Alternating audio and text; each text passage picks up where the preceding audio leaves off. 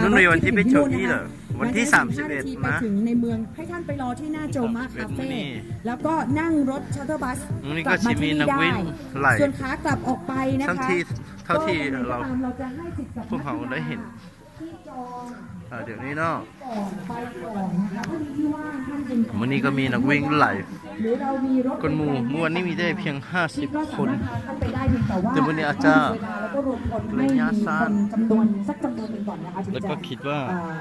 ทั้งหมดนี่คือสิ แต่ว่าก็อยากให้มั่นใจ ประมาณ ว่ยังไงก็ตามถ้าหากท่านกลับเข้ามาแล้วท่านจะไม่กลับ 200 กว่าคนวันนี้ เจ้าสำนัก มีทั้งคนลาวคนไทยไปพร้อมแล้ววันนี้นะวันนี้มีแต่คนซัพพอร์ตก็มีคนไทยแต่คนลาวก็ยังไม่มีเดี๋ยววันนี้สิมีแล้วนะ